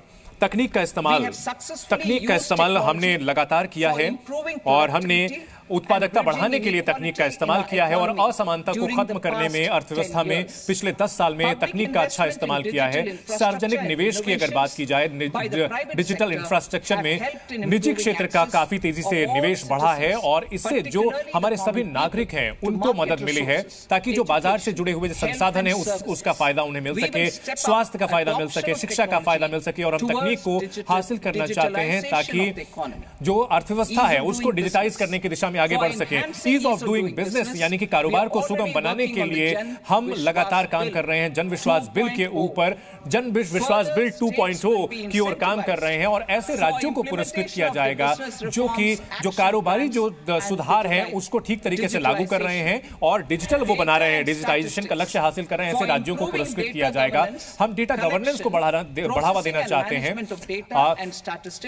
प्रोसेसिंग और मैनेजमेंट के लिए अलग अलग क्षेत्रों से जुड़ा हुआ डेटाबेस हम बनाना चाहते हैं। इसमें डिजिटल इंडिया मिशन के तहत जो पहले से स्थापित किया गया है उसका बेहतर तरीके से इस्तेमाल किया जाएगा और इसका इस्तेमाल अलग अलग तकनीक के जरिए हम कर पाएंगे। नई पेंशन स्कीम की अगर बात करें तो जो समिति का गठन किया गया था एनपीएस के लिए, उसने बहुत ही अच्छा उल्लेखनीय प्रगति की है अपने काम में और हमें इस बात की काफी खुशी है। हमें काफी खुशी है इस बात की, हमें इस बात की काफी खुशी है कि जो राष्ट्रीय परिषद है, राष्ट्रीय जो केंद्रीय कर्मचारियों की जो संस्था है, उसने बहुत ही इसमें सहयोगात्मक रवैया अपनाया है संरचना और उन्होंने जो सही मुद्दे हैं उन्होंने उठाए हैं और साथ ही साथ इसमें जो आर्थिक जो समझदारी है वो भी दिखाई है। और इस साल के बजट एस्टिमेट की अगर हम बात की जाए 24-25 के लिए, 2024-25 के लिए कुल प्राप्तियां जो हैं, जो कर्ज के अलावा हमारी जो प्राप्तियां हैं वो 32.0 लाख करोड़ प्राप्ति है। इसके अलावा 48.21 लाख करोड़ हमारी जो कुल टैक्स प्राप्ति है वो 25.83 लाख करोड़ रुपए हमने टैक्स से हासिल किए हैं। राजकोषीय घाटे की बात की जाए तो जिसका अनुमान है 4.9% जीडीपी का हमने अनुमान किया है। राजकोषीय घाटा 4.9%। अगर हम बात की जाए सकल और नेट मार्केट कर्ज की 24-25 की तो हम बात करें ये 14.01 लाख करोड़ रुपए होगा, 11.63 लाख करोड़ रुपए होगा और ये 2023-24 के मुकाबले कम है और हम वित्तीय मजबूती की ओर आगे बढ़ रहे हैं। 2020-21 में हमने जो कदम उठाए थे वो काफी अच्छे रहे हैं अर्थव्यवस्था के लिए और हमने जो राजकोषीय घाटा को कम करने की कोशिश की है। अगले साल हम इसे 4.5% लक्ष्य रखना चाहते हैं। हमारी कोशिश ये है कि 2026-2027 के आगे हमारी कोशिश ये होगी कि हमारी जो राजकोषीय घाटा है वो हर साल वो इतना कम हो कि हमारा जो केंद्र सरकार हो वो लगातार कम होता जाए और जीडीपी के कुल आंकड़े के कम ओर जाए। अब हम इसके दूसरे हिस्से की ओर बढ़ना चाहेंगे अपने भाषण के। अगर अप्रत्यक्ष करों की बात की जाए, इनडायरेक्ट टैक्सेस की बात की जाए तो सबसे पहले हम जीएसटी से शुरुआत करेंगे और ये इससे आम आदमी पर जो टैक्स का बोझ था वो कम हुआ था और जो कारोबारी और हमारे उद्यमी हैं उनको इसका फायदा मिला है और केंद्र और राज्य सरकारों का जो की कमाई है वो बढ़ी है और ये जबरदस्त तरीके से जीएसटी कामयाब रही है और जीएसटी का जो फायदा है वो काफी बढ़ा है और हम आगे हमारी कोशिश ये है कि हम इसको और भी तार्किक बनाएं, सरल बनाएं। टैक्स स्ट्रक्चर को हम कम करना चाहते हैं और हम चाहते हैं कि बाकी जो क्षेत्र हैं उनको भी हम इसमें शामिल करें। कस्टम ड्यूटी के लिए हमारा जो प्रस्ताव है वो कुछ इस तरह से है। हमारी कोशिश ये है कि जो हमारा घरेलू जो उत्पादक है उसको फायदा मिले, हमारा जो निर्यात है वो आगे बढ़े, हमारे निर्यातक जो है वो बेहतर तरीके हो सके और टैक्सेशन की प्रक्रिया वो कम हो और आम लोग और जो आप उपभोक्ता है उसको कम मिले। 2022-23 में हमने कस्टम ड्यूटी के जो दरें थी उसको कम किया है और हम एक विस्तृत यहाँ जो हमने जो है बदलाव किया। अगले 6 महीने के लिए हम और इसे लागू करना चाहेंगे और इसको हम तार्किक बनाना चाहते हैं ताकि कारोबार की सुगमता बढ़े और ड्यूटी की जो की संख्या है वो कम हो। और हम सेक्टर से जुड़ी हुई आपको अब ड्यूटी की जानकारी देते हैं। मेडिसिन और मेडिकल जो उपकरण होते हैं उसको लेकर के कैंसर पेशेंट्स को राहत देने के लिए हम प्रस्ताव देते हैं कि 3 और जो दवाएं हैं उसको पूरी तरह से राहत देते हैं, कस्टम ड्यूटी से बाहर करते हैं उससे।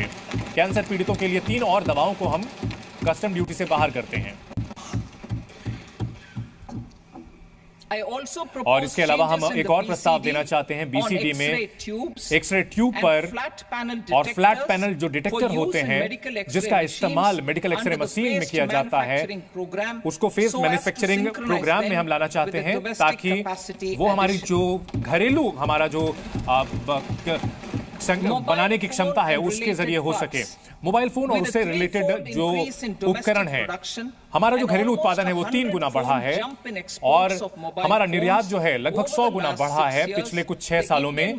तो भारत की जो मोबाइल इंडस्ट्री है वो बहुत मजबूत हो चुकी है और हमारे जो उपभोक्ता हैं उनके हित में हम एक प्रस्ताव देना चाहते हैं कि बीसीडी जो है वो मोबाइल फोन में पीसीबीए इन सब पे हम कम करना चाहते हैं। कस्टम ड्यूटी को हम कम करना चाहते हैं।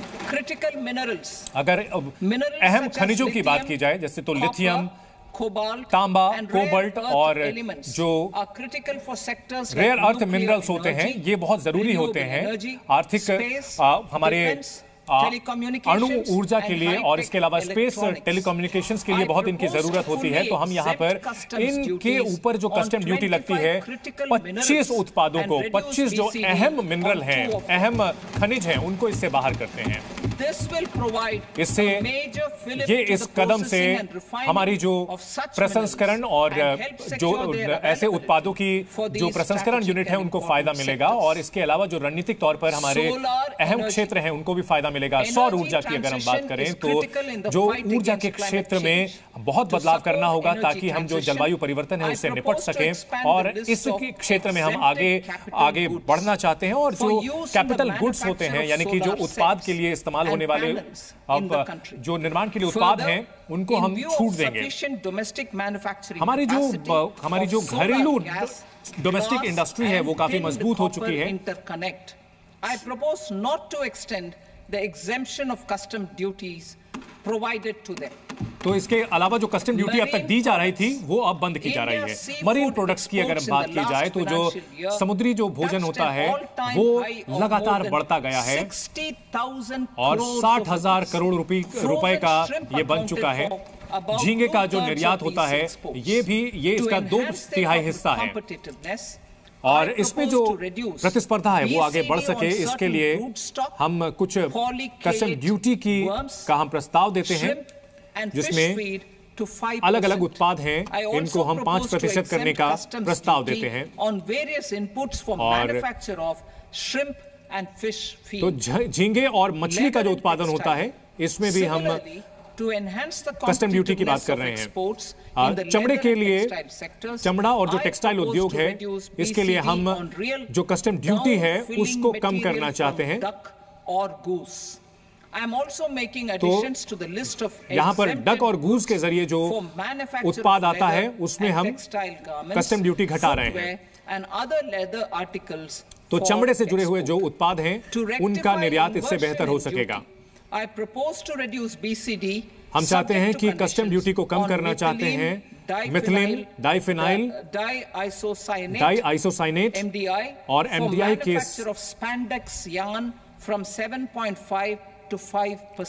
हम 7.5% से घटाकर 5% ड्यूटी कर रहे हैं ताकि जो है जवाबी हमें कस्टम ड्यूटी का सामना ना करना पड़े। इसके अलावा चमड़े पर जो टैक्स लग रहा है उसको भी हम तार्किक करना चाहेंगे। जो बेशकीमती धातु होते हैं, जो धातु और जो उसके अलावा सोने और दूसरी धातु की सोने और चांदी के जो उत्पाद हैं उस पर कस्टम ड्यूटी 6% होगा और प्लेटिनम पर 6.4% होगा। इसके अलावा जो अन्य धातु हैं, इस्पात और तांबे की अगर बात की जाए तो ये बहुत ही अहम ये हैं। हम उन पर जो कस्टम ड्यूटी है उसको हम फेरो निकल और ब्लिस्टर कॉपर जो कि उनका कच्चा माल है उस पर कम करना चाहते हैं। फेरस स्क्रैप पर हम पूरी तरह से कस्टम ड्यूटी खत्म कर रहे हैं on copper scrap. और कॉपर के स्क्रैप पर 2.5% की कस्टम ड्यूटी होगी। इलेक्ट्रॉनिक्स की अगर बात की जाए तो हमारी जो घरेलू इलेक्ट्रॉनिक्स की इंडस्ट्री है, हम चाहते हैं कि इस पर जो कस्टम ड्यूटी है उसको हटाया जाए। इसमें कुछ शर्तें हैं, ऑक्सीजन फ्री कॉपर होना चाहिए, इसके अलावा और भी कुछ शर्तें होंगी। हम इसके अलावा कुछ और भी जो कनेक्टर हैं उसके निर्माण के लिए जो केमिकल और पेट्रोकेमिकल हैं, हम चाहते हैं कि पाइपलाइन में जो सुविधा है उसको हम मजबूत करें। इसके लिए हम अमोनियम नाइट्रेट पर कस्टम ड्यूटी की बात कर रहे हैं और इसे 7.5% से बढ़ाकर 10% किया जा रहा है। प्लास्टिक की अगर बात की जाए तो पीवीसी फ्लैक्स बैनर, ये जैविक तौर पर जो है बहुत खतरनाक होता है और पर्यावरण के लिए खतरनाक होता है और इसका जो आयात है वो कम हो सके, हम इसके लिए इस पर जो टैक्स है 10 से बढ़ाकर 25% कर रहे हैं। टेलीकम्युनिकेशन के जो उपकरण हैं उसको लेकर अगर बात करें तो हम जो हमारे जो घरेलू उत्पादक हैं उनको उसके लिए हम कस्टम ड्यूटी को बढ़ा रहे हैं, उसे 10 से बढ़ाकर के 15% कर रहे हैं। खास तौर पर जो टेलीकॉम और उससे जुड़े हुए जो उपकरण हैं, हम कारोबार को बेहतर करना चाहते हैं। हम जो घरेलू एविएशन और एमआरओ को बढ़ावा देना चाहते हैं। इसके लिए हम जो पहले से imported for repairs from 6 months to 1 year. हम इसके लिए जो स्कीम चल रही थी उसको आगे बढ़ाना चाहते हैं। डोमेस्टिक एविएशन, बोट और शिप मेंटेनेंस जो रिपेयर की जो प्रक्रिया होती है, हम इसके लिए जो समय सीमा थी वो उसको बढ़ा रहे हैं। ये 6 महीने से बढ़ाकर इसे 12 महीने किया जा रहा है। ठीक इसी तरह से हम इसमें जो वारंटी के तहत जो रिपेयर किया जाता है उसका री इंपोर्ट करने के लिए जो सीमा है उसको बढ़ा रहे हैं। अब डायरेक्ट टैक्सेस की अगर बात करें, हम जो टैक्स की जो का जो टैक्स पेयर के जो सेवाएं हैं उसको हम सरल करना चाहते हैं और हम चाहते हैं कि किसी भी तरह की समस्याएं ना हो। इसके साथ साथ सरकार की जो कमाई है वो बढ़ती रहे। इसके अलावा सरकार की जो जन कल्याण योजनाएं हैं वो भी आप बढ़ते रहे। हमारा लगातार ये प्रयास रहा है कि टैक्सीकरण की प्रक्रिया को सरल बनाया जाए। हमने पिछले कई सालों में ये कदम उठाए हैं। इसमें हमने सिंप्लीफाइड सरलीकृत टैक्स रिजिम भी शुरू की है जिसमें कि एग्जेम्प्लिफिकेशन और डिडक्शंस नहीं होंगे और इसकी सराहना की है टैक्स पेयर्स ने। 58% कॉर्पोरेट टैक्स जो है वो सरलीकृत टैक्स रिजिम के जरिए 2022-23 में आया है। ठीक इसी तरह से अगर जो डेटा उपलब्ध है अभी तक, अगर पिछले वित्तीय वर्ष की बात की जाए तो 2/3 से ज्यादा लोगों ने नई पर्सनल इनकम टैक्स रिजिम को स्वीकार किया है। 2/3 लोगों ने। और जो टैक्स का कानून है उसका हमने अच्छी तरीके से उस पर विचार किया है। 1961 का जो कानून है उसको हम चाहते हैं कि सरलीकृत हो और आसानी से समझने वाला हो और इसका जो मकसद है वो ये है कि इसमें जो विवाद खत्म होगा और इससे जो टैक्स पेयर है, टैक्स दाता है, उनको भी फायदा मिलेगा। और हमारी ओर से इसको लेकर जो 6 महीने में इसे और सरल करने की प्रक्रिया है। वित्त बिल में हमने टैक्स रिजिम को सरल करने की कोशिश की है। जो टीडीएस का रेट स्ट्रक्चर है, चैरिटी है, रीअसेसमेंट की जो प्रक्रिया है उसको भी हम सरल करना चाहते हैं। कैपिटल गेन टैक्स की प्रक्रिया को भी सरल करना चाहते हैं। चैरिटीज और टीडीएस की जो सरलीकरण की प्रक्रिया है, 2 टैक्स छूट की जो अभी सुविधा मिलती है, अब इन दोनों रिजीम्स को मिला दिया जाएगा जो चैरिटी के लिए। कई पेमेंट्स पर अभी जो 5% लगता है उसको 2% टीडीएस में मिला दिया जाएगा और टीडीएस 20% जो टीडीएस है उसमें भी मिला दिया जाएगा। टीडीएस रेट जो कि ई कॉमर्स ऑपरेटर पर लगता है उसको कम किया जा रहा है, 1 से घटाकर उसे 0.1% कर रहे हैं। इसके अलावा टीसीएस का जो कर्ज की प्रक्रिया है, सैलरी पर ही टीडीएस डिडक्ट किया जाएगा। इसके अलावा हम जो देरी होती है टीडीएस के पेमेंट पर, जो क्रिमिनल होने की प्रक्रिया थी, क्रिमिनलाइज करने की, उस प्रक्रिया को हम हटा रहे हैं। आपराधिक दायरे से बाहर ला रहे हैं। इसके अलावा हम स्टैंडर्ड ऑपरेटिंग प्रोसीजर भी हम लाना चाहते हैं, एसओपी लाना चाहते हैं, जो ताकि जो टीडीएस के डिफॉल्ट्स वाले हैं उनके लिए एक सही गाइडलाइन लागू की जा सके। रीअसेसमेंट की प्रक्रिया को हम सफल करना चाहते हैं और यहाँ पर हम प्रस्ताव देते हैं कि रीओपनिंग और रीअसेसमेंट की प्रक्रिया के लिए हम नया प्रस्ताव रख रहे हैं।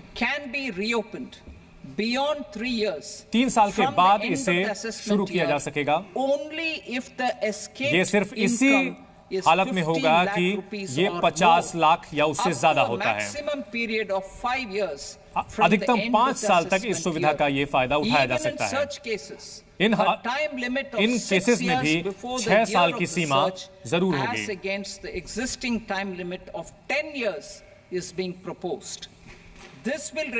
इस कदम से टैक्स को लेकर जो अनिश्चितता होती है वो कम होगा और विवाद कम होंगे। इसके अलावा सरलीकरण और कैपिटल गेन को हम तार्किक बनाना चाहते हैं। कैपिटल गेन का जो टैक्सेशन, इसको बहुत सरलीकृत करने की हमारी तैयारी है। शॉर्ट टर्म गेन्स की अगर बात की जाए तो कुछ जो वित्तीय जो आपके एसेट होते हैं उसमें 20% का टैक्स लगेगा। जितने भी आपके दूसरे वित्तीय असेट होते हैं उस पर यही एप्लीकेशन टैक्स लगेगा।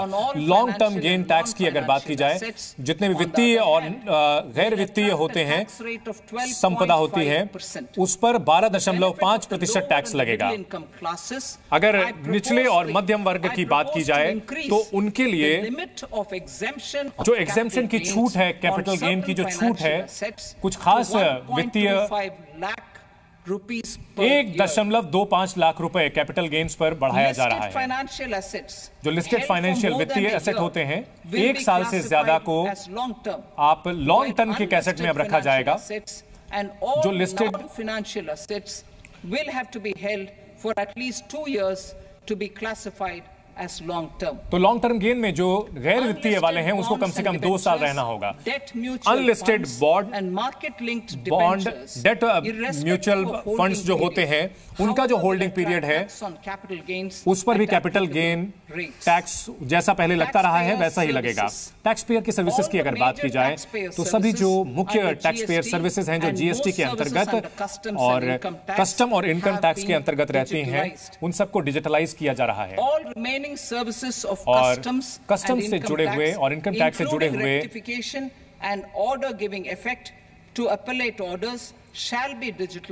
और ये जो सभी चीजें हैं वो डिजिटल और उनको पेपरलेस किया जाएगा।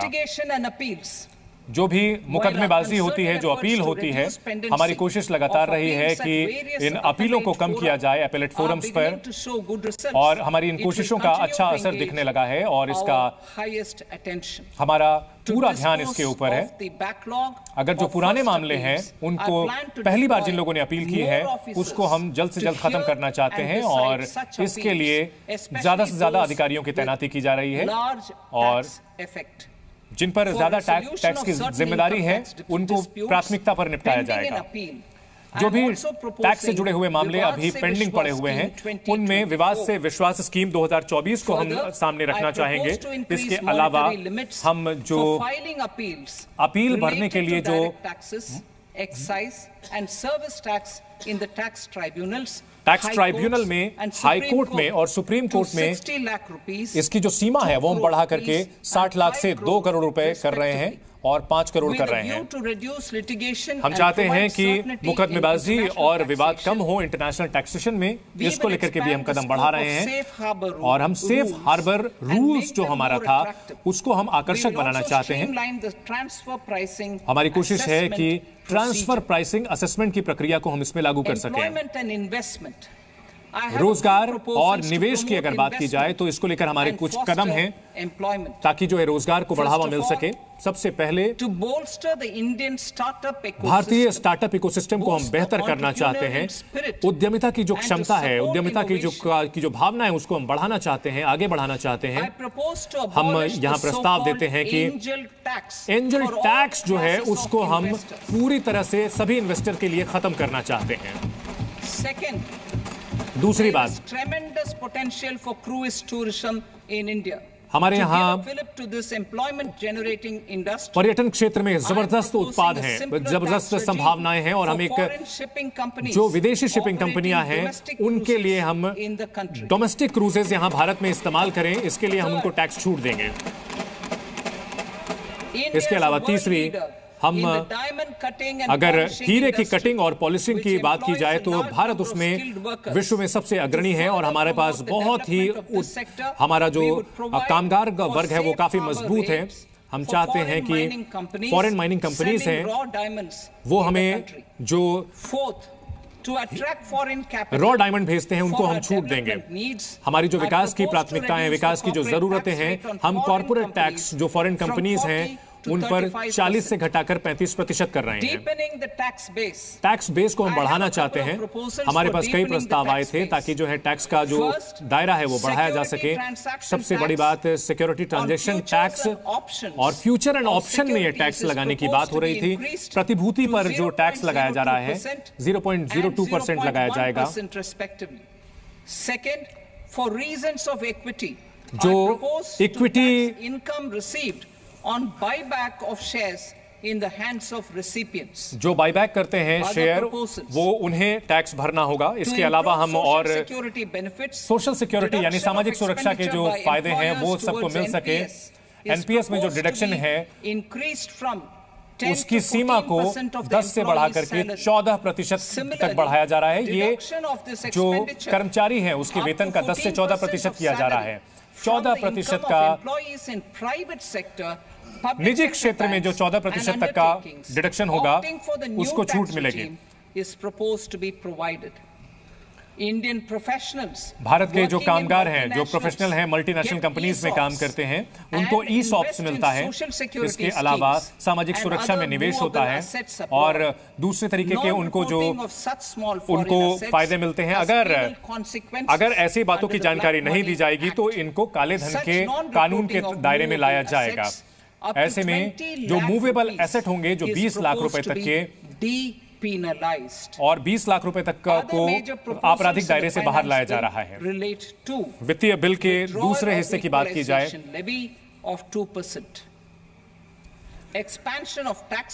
टैक्स बेनिफिट कुछ फंड्स में बढ़ा रहे हैं हम। आईएफएससीज में उनको शामिल किया को इस दायरे में लाया जा रहा है।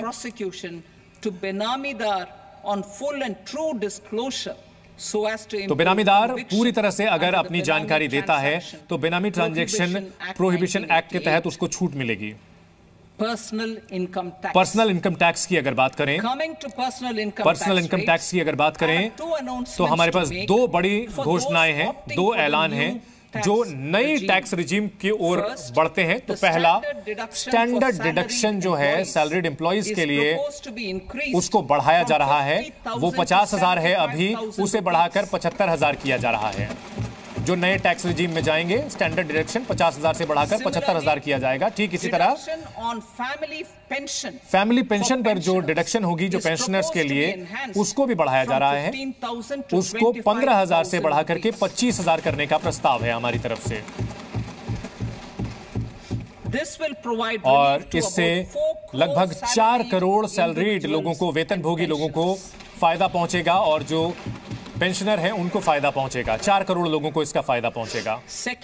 दूसरा, नई टैक्स रिजीम में टैक्स रेट स्ट्रक्चर जो है उसको उसमें हम बदलाव कर रहे हैं। 0 से 3 लाख रुपए तक कोई टैक्स नहीं लगेगा। 3 लाख से 7 लाख रुपए तक 5% टैक्स लगेगा। 7 से 10 लाख रुपए तक 10% का टैक्स लगेगा। 10 से 12 लाख रुपए तक 15% टैक्स लगेगा। 12 से 15 लाख रुपए तक 20% टैक्स लगेगा और 15 लाख से ऊपर 30% का टैक्स लगेगा।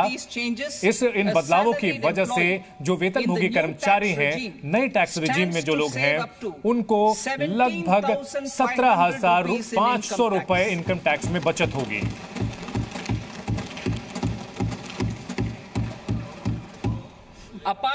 इसके अलावा हम कुछ और ऐलान भी कर रहे हैं, कुछ बदलाव भी कर रहे हैं, जैसा कि हमने विवरणिका में दिया हुआ है। इन नए प्रस्तावों की वजह से लगभग revenue of about 37,000 crore, 37,000 crore प्राप्ति होगी। 29,000 crore in direct taxes, direct taxes में and 29,000 करोड़ 8,000 in indirect और taxes 8,000 crore will be foregone, while revenue of 37,000 crore का नुकसान 30,000 होगा crore सरकार rupees को। will be additionally mobilized.